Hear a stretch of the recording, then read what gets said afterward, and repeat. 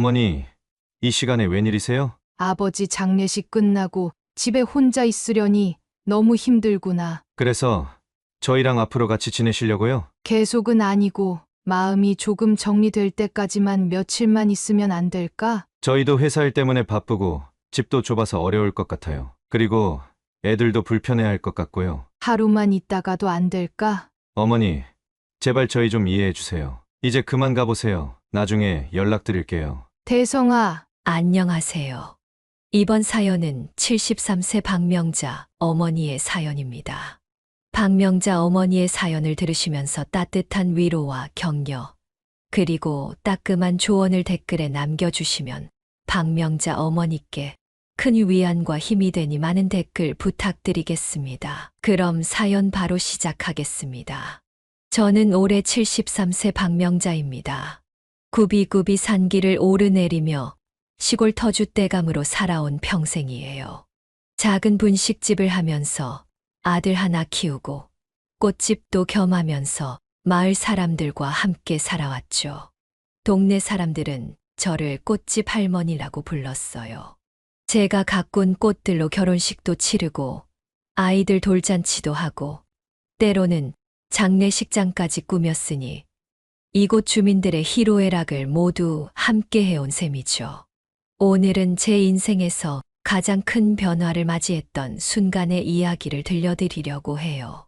찬바람 부는 늦가을, 낙엽이 흩날리던 그날이 문득 떠오르네요. 병원 장례식장의 희미한 형광등, 불빛 아래 남편의 마지막 가는 길을 배웅하던 그때가 마치 어제 일 같아요.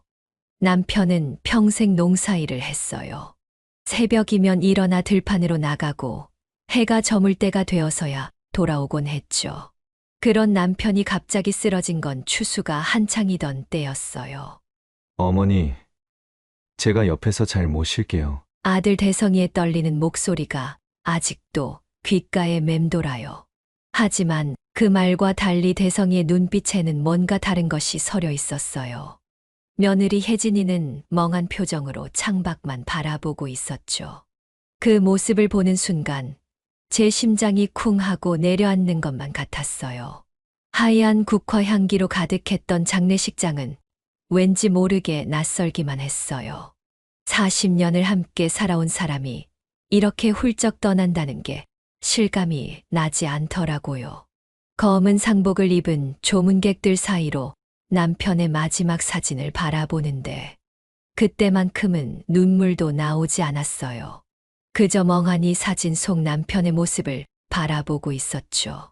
구불구불한 주름 사이로 늘 따뜻하게 미소 짓던 그 얼굴이 이제는 차가운 액자 속에 갇혀버렸네요. 남편은 생전에 꽃을 무척 좋아했어요. 제가 꽃집을 시작한 것도 사실은 남편 덕분이었죠. 당신이 가꾸면 시들어가는 꽃도 다시 피어날 것 같소. 그렇게 말하며 빈 창고를 개조해 작은 꽃집을 만들어줬어요. 여보, 당신이 가꾼 꽃보다 더 예쁜 꽃은 없소. 매일 아침 제가 꽃을 다듬을 때마다 그렇게 말해주곤 했었는데 이제는 그 목소리도 들을 수 없네요. 제가 꽃집을 하면서 매일 아침 새로 들여온 꽃 이야기를 나누던 때가 그리워요. 장례식장에 놓인 하얀 국화들을 보면서도 남편 생각에 마음이 아팠죠. 남편은 국화를 특히나 좋아했거든요. 국화처럼 고고하게 살아야 해. 그 말처럼 평생을 곧게 살았는데 병마 앞에서는 그저 힘없이 무너져 내리고 말았네요. 대성이가 어릴 적 아버지 어깨에 매달려 놀던 모습이 떠올랐어요. 농사일을 마치고 돌아오면 피곤할 텐데도 늘 대성이를 높이 들어 올려주곤 했었죠. 우리 아들, 하늘까지 날아보자. 그때는 우리 모두 참 행복했는데 세월이 흐르면서 언제부터인가 대성이의 웃음소리가 집에서 점점 멀어져 갔어요. 장례를 마치고 집으로 돌아오던 날 대성이와 며느리의 달라진 태도를 보면서 왠지 모를 불안감이 스쳐 지나갔어요.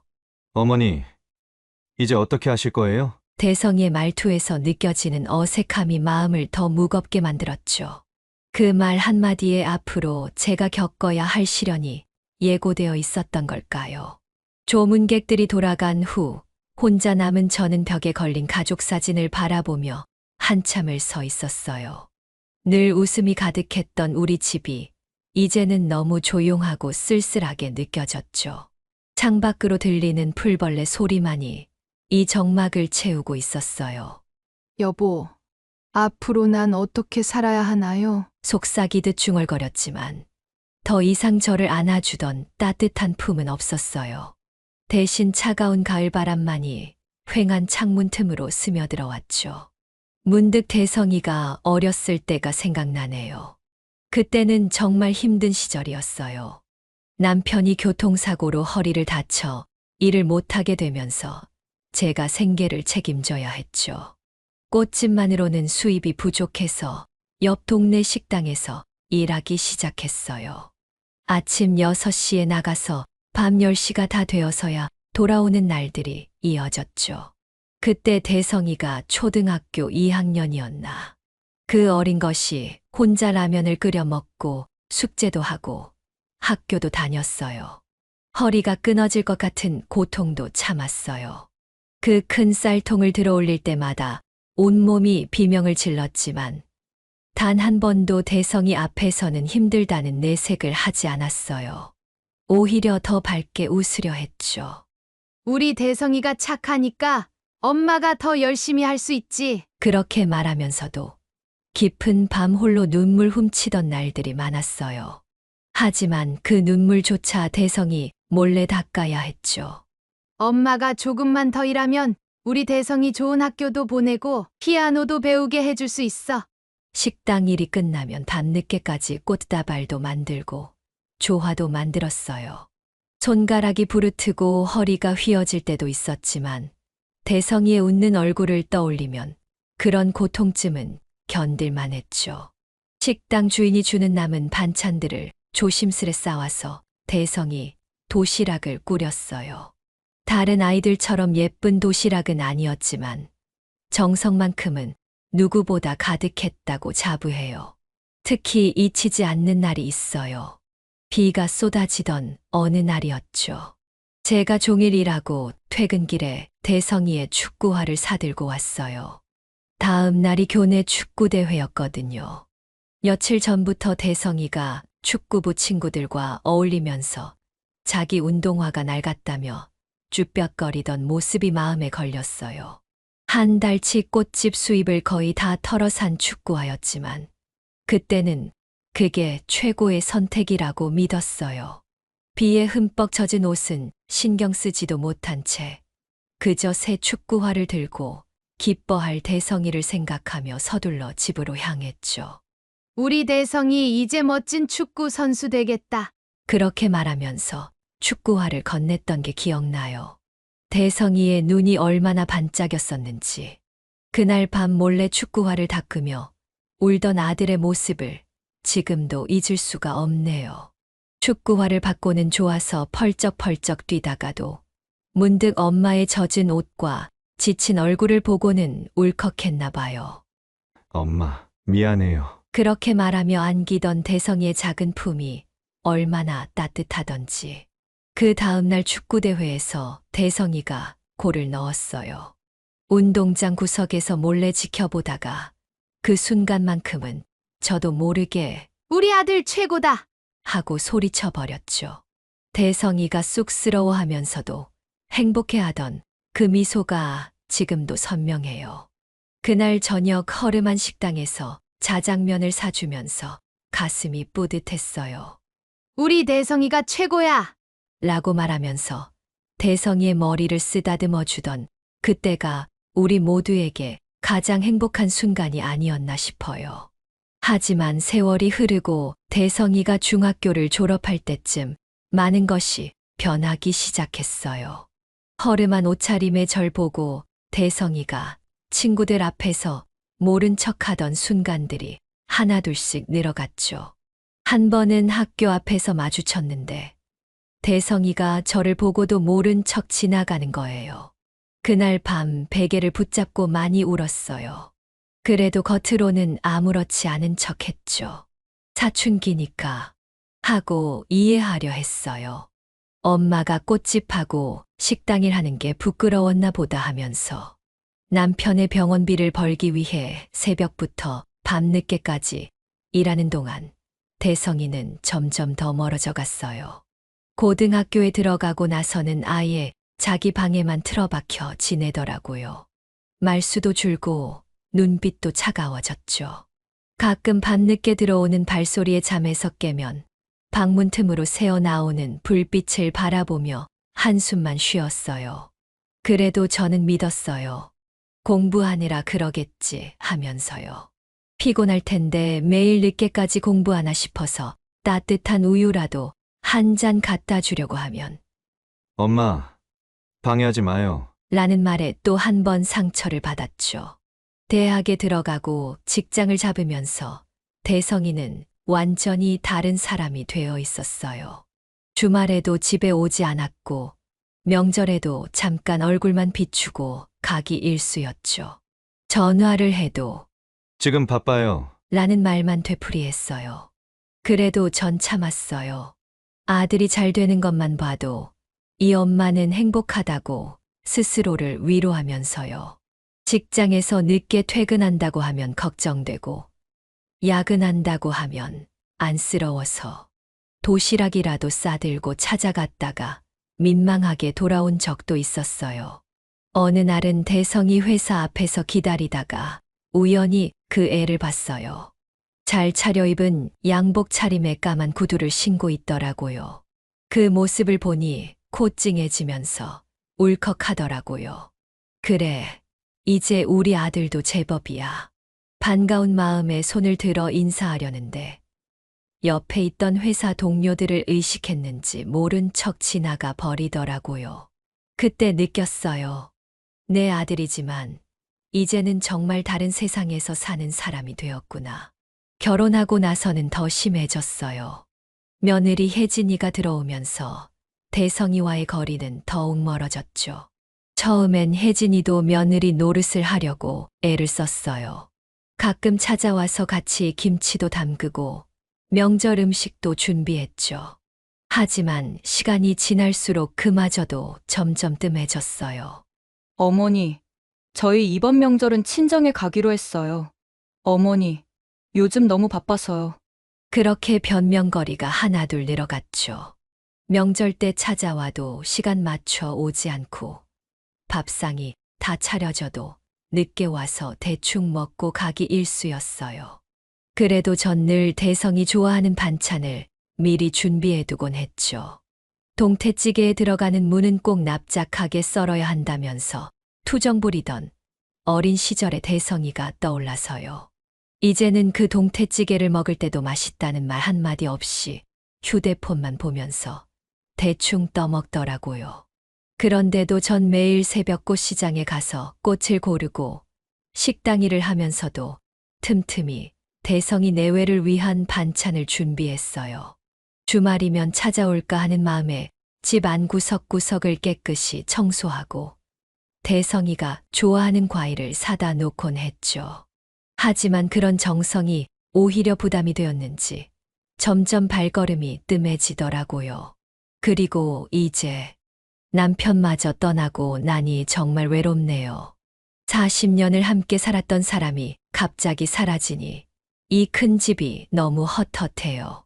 새벽에 일어나면 습관처럼 아직도 남편 슬리퍼를 찾게 되고 저녁 때가 되면 어김없이 현관문 소리에 귀가 기울여지죠. 식사 때마다 젓가락 2벌을 놓다가 한 벌을 다시 치우면서 가슴이 먹먹해져요. 빈 방을 둘러보며 옛날 생각에 잠길 때면 가슴 한켠이 쓰리도록 아파와요. 장롱 속 남편의 옷가지들에서는 아직도 그이의 채취가 남아있는 것만 같아요. 마당 한켠에 남편이 아끼던 감나무는 여전히 그 자리에 서 있지만 이젠 그 감을 따서 먹을 사람도 없네요. 하지만 이런 아픔도 시작에 불과했다는 걸 그때는 미처 몰랐답니다. 제게 닥쳐올 더 큰 시련을 그때는 상상조차 할 수 없었으니까요. 장례식장에서 보였던 대성이의 불안한 눈빛과 며느리의 차가운 태도가 어떤 의미였는지 그제서야 조금씩 이해가 되기 시작했어요. 장례를 치르고 일주일쯤 지났을까요? 그날따라 유난히 집안이 쓸쓸하게 느껴져서 대성이네 집에 가보기로 했어요. 찬바람이 불던 늦가을이었죠. 시장에서 대성이가 좋아하는 굴도 사고 며느리 혜진이 입맛에 맞춘 젓갈도 샀어요. 두 손 가득 장바구니를 들고 아파트 단지에 들어섰을 때만 해도 제 마음은 설레기만 했답니다. 엘리베이터를 타고 올라가는 동안 가슴이 콩닥거렸어요. 우리 대성이가 반가워할까? 그런 생각을 하면서 초인종을 눌렀죠. 한참을 기다렸는데 아무 응답이 없더라고요. 옆집에서 나오시던 아주머니가 아까 두 분 다 나가시던데요. 하고 말씀해 주셨어요. 순간 제 발걸음이 무거워졌죠. 내려오는 엘리베이터 안에서 휴대폰을 꺼내 대성이에게 전화를 걸었어요. 어머니, 갑자기 웬일이세요? 대성이의 목소리가 퉁명스러웠어요. 아들, 엄마가 반찬도 좀 해다 주고 싶고. 말끝이 흐려졌어요. 저희 지금 많이 바빠요. 어머니도 이제 연세가 있으시니까 이런 먼 길 나오지 마세요. 가슴이 철렁 내려앉았어요. 아들의 말 한마디에 제 양손의 장바구니가 갑자기 천근만근 무거워지는 것 같았죠. 집으로 돌아오는 길이 왜 그리 멀게 느껴지던지 버스 안에서 창밖만 멍하니 바라봤어요. 장바구니 속 반찬들이 자꾸 눈에 밟혔죠. 집에 도착해서 냉장고를 열었는데 혼자 먹기에는 너무 많은 반찬들이 가득했어요. 그제서야 눈물이 왈칵 쏟아졌답니다. 그날 밤 잠이 오지 않아 남편이 쓰던 서랍을 뒤적였어요. 그러다 통장 하나를 발견했죠. 제 이름으로 된 통장이었는데 꽤 큰 금액이 있었어요. 남편이 우리의 노후를 위해 준비해뒀던 거예요.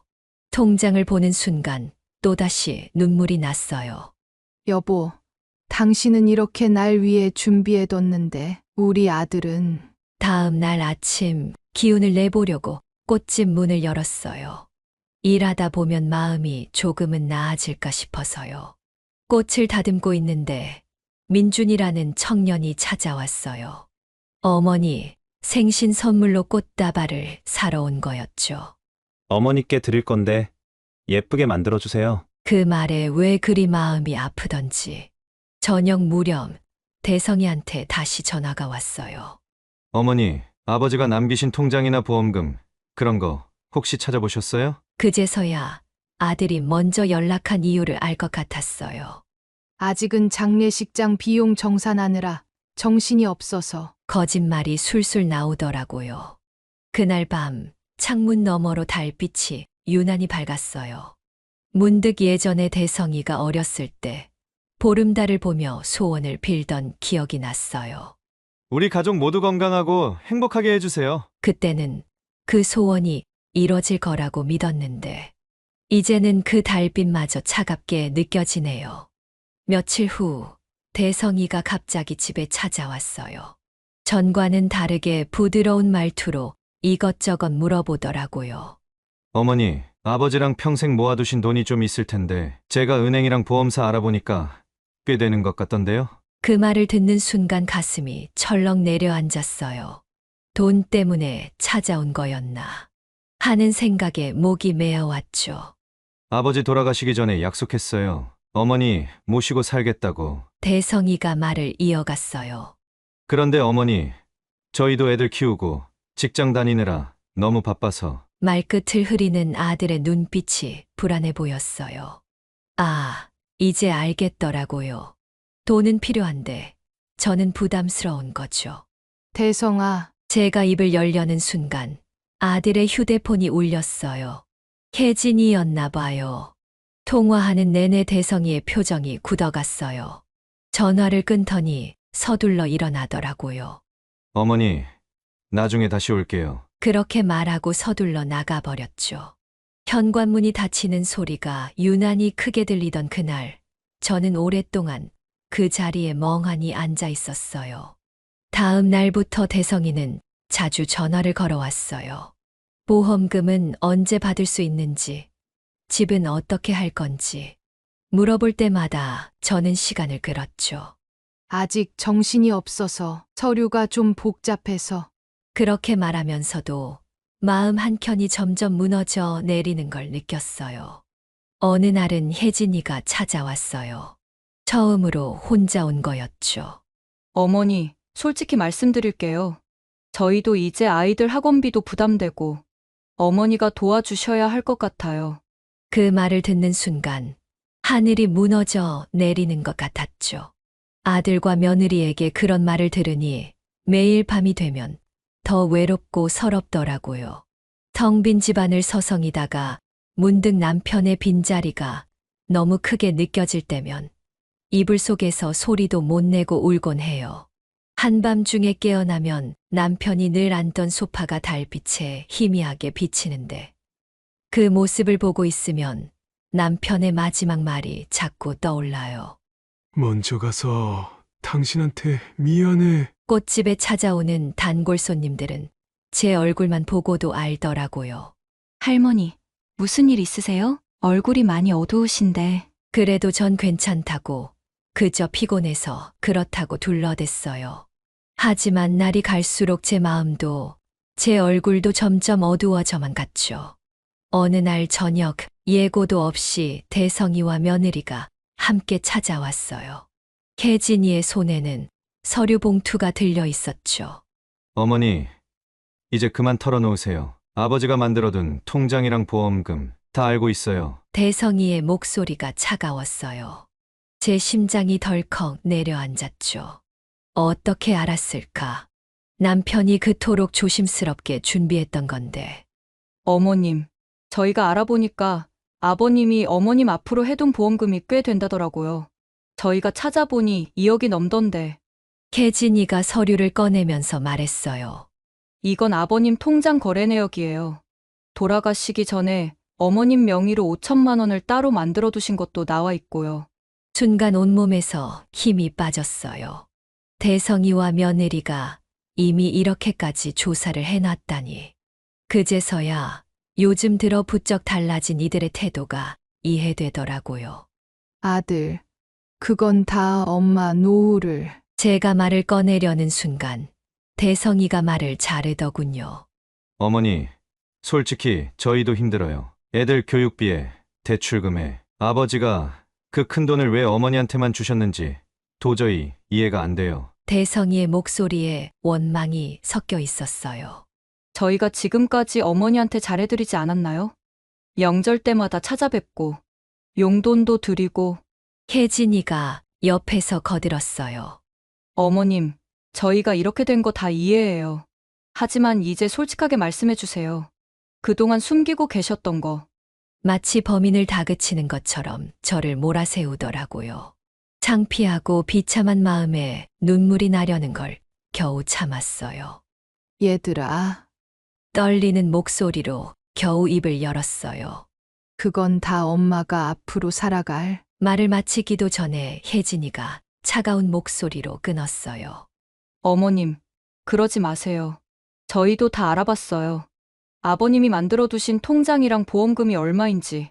창밖으로 쓸쓸한 가로등 불빛이 새어 들어왔어요. 마치 제 처지처럼 희미하고 외로운 불빛이었죠. 대성이 부부의 다그침 속에서 저는 점점 더 작아지는 것만 같았어요.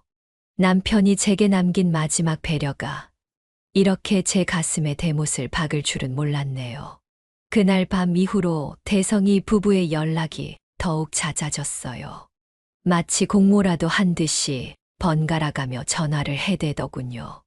어머니, 이제 그만 결정하세요. 저희도 더는 기다릴 수 없어요. 대성이의 목소리에는 더 이상의 아들다운 따스함은 찾아볼 수 없었죠. 며칠 뒤 혜진이가 또다시 찾아왔어요. 어머님, 이분이 보험금 처리를 도와주실 분이에요. 서류에 서명만 해주시면 돼요. 제 의사는 안중에도 없이 일을 진행하려 드는 며느리의 모습에 가슴이 찢어지는 것 같았어요. 잠깐만. 제가 말을 꺼내려는 순간 대성이가 들어왔어요. 언제부터 밖에서 기다리고 있었는지. 어머니, 이제 그만하세요. 아버지도 돌아가시고 어머니 혼자 그 큰 돈을 관리하시기 어려우실 텐데 제가 다 알아서 할게요. 마치 전부터 짜놓은 각본이라도 있는 것처럼 모든 게 순식간에 진행되더군요. 그때 문득 남편 수첩에 적혀 있던 말이 떠올랐어요. 거기에는 제 앞으로 해둔 재산 목록과 함께 짧은 편지가 적혀 있었죠. 여보, 우리 아들 며느리 욕심이 과하다오. 당신 몫은 꼭 지키고 살아야 해요. 남편은 이미 다 알고 있었던 거예요. 그러던 어느 날, 대성이가 다급한 목소리로 전화를 걸어왔어요. 어머니, 제가 좀 급해서 그러는데 돈 좀 주세요. 제가 사업 자금이 좀 필요해서요. 순간 온몸이 굳어버렸어요. 아들이 이제는 노골적으로 돈을 요구하다니. 혜진이는 더 대담했어요. 교회 권사님들에게 제가 돈 때문에 아들을 괴롭힌다고 소문을 내고 다니더군요. 우리 시어머니가 돈이 많으시대요. 근데 자식 도와주기는커녕 숨기기만 하시니 교회에 갈 때마다 느껴지는 차가운 시선에 더는 교회도 나가지 못하게 됐어요. 설상가상으로 대성이 부부는 제 건강을 핑계로 요양원까지 알아보고 있었어요. 어머니, 연세도 있으시고 하니 요양원에 가시는 게 어떨까요? 저희가 좋은 대로 알아뒀어요. 마치 저를 내쫓으려는 것만 같았죠. 제가 거절하자 이번에는 아예 노골적으로 나오더군요. 그러면 재산이라도 정리하고 나눠요. 어머니 몫은 제가 잘 관리해 드릴게요. 하루는 대성이가 갑자기 찾아와서는 서류 뭉치를 내밀었어요. 어머니, 이거 위임장이에요. 제가 어머니 재산 관리를 대신 해드릴게요. 순간 눈앞이 캄캄해졌어요. 제 아들이 제가 그토록 사랑했던 그 아이가 이제는 완전히 다른 사람이 되어 있었어요. 그날 밤 남편의 영정사진 앞에서 한참을 울었어요. 여보, 어떡하면 좋아요. 우리 아들이 이렇게 변해버렸어요. 차라리 남편이 살아있을 때 이런 모습을 봤더라면 이런 준비들을 하지 않았을 텐데 그런 생각에 더욱 가슴이 미어졌답니다. 그날은 유난히도 바람이 거세게 불던 날이었어요. 대성이 부부가 다짜고짜 집으로 들이닥쳤어요. 어머니, 오늘은 결론을 내야겠어요. 이제 더 이상 미룰 수 없어요. 대성이의 눈빛이 달라져 있었죠. 마치 다른 사람처럼 차갑고 날카로웠어요. 혜진이가 서류 가방을 꺼내더니 두툼한 서류 뭉치를 탁자 위에 올려놓았어요. 여기 서명만 해주시면 저희가 모든 걸 알아서 처리해드릴게요. 제 의사는 전혀 묻지도 않은 채 마치 이미 결정된 일인 것처럼 말하더군요. 떨리는 손으로 서류를 집어들었어요. 그런데 그 순간 옆집에 사는 민준이가 초인종을 눌렀어요. 꽃집 일을 도와주러 온다던 시간이었거든요. 제가 문을 열어주자 민준이가 들어서면서 상황을 둘러보더니 뭔가 심상치 않음을 직감한 듯했어요. 할머니, 무슨 일 있으세요? 대성이가 버럭 소리를 질렀어요. 남이 끼어들 일이 아니에요. 하지만 민준이는 물러서지 않았어요. 저는 법대생인데요. 이런 식의 강압적인 재산권 이전은 불법입니다. 그 말에 대성이와 며느리의 얼굴이 창백해졌죠. 순간 제 마음 속에서 무언가가 확 깨어났어요. 그동안 참았던 눈물이 마구 쏟아졌죠. 대성아, 내가 왜 이렇게 변했니? 엄마가 뭘 그렇게 잘못했니? 처음으로 제 목소리가 떨리지 않았어요. 오히려 단단하게 느껴졌죠. 민준이가 조용히 말했어요.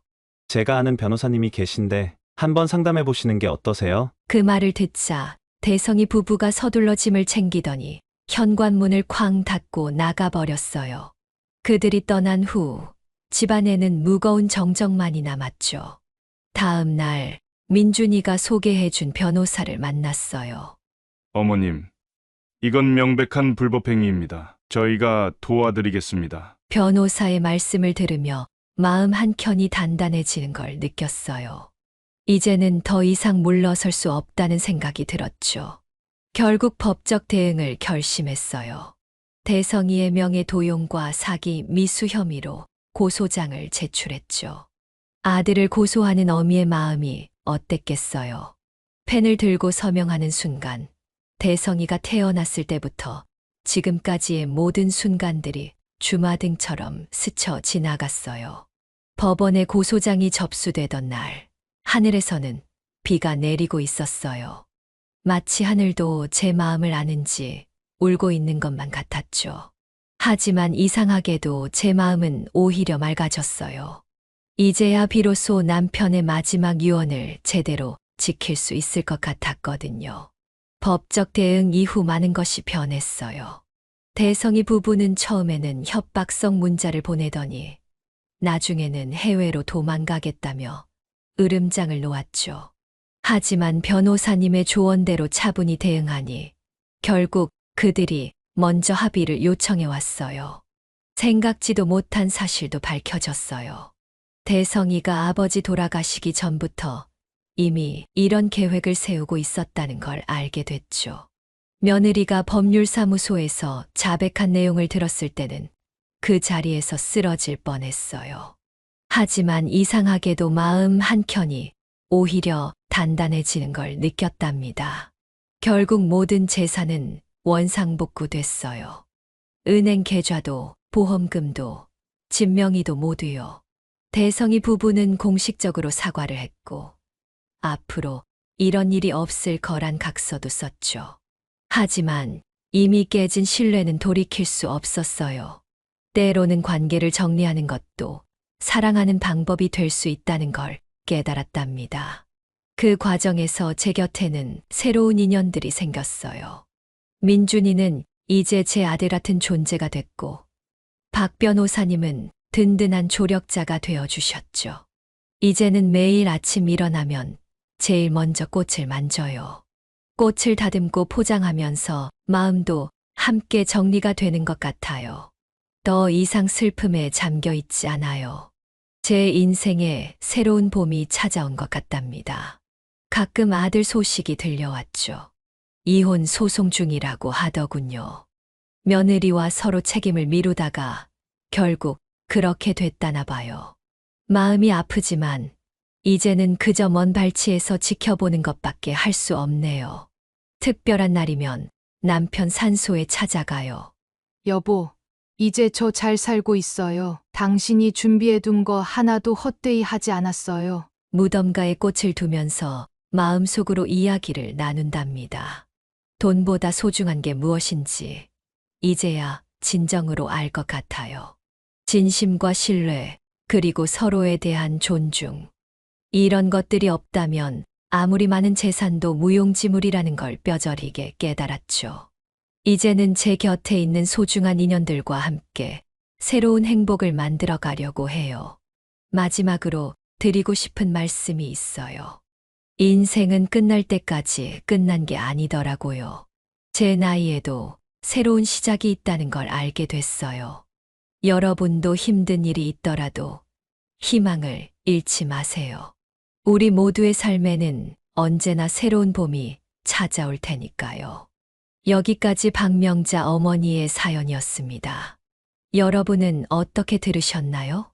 자식을 위해 평생을 바쳐 살았지만 재산 앞에서는 오히려 자식이 우리의 적이 될 수도 있답니다. 특히나 배우자와 사별하신 분들은 재산 문제로 자녀들과 갈등을 겪기 쉬우시죠.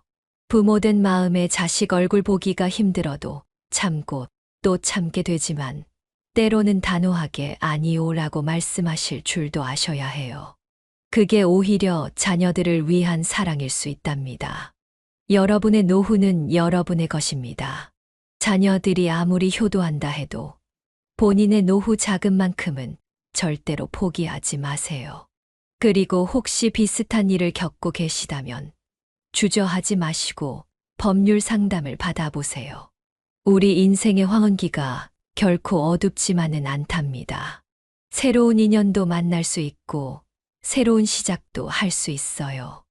여러분 모두 건강하시고 행복한 노후 보내시기를 바랍니다.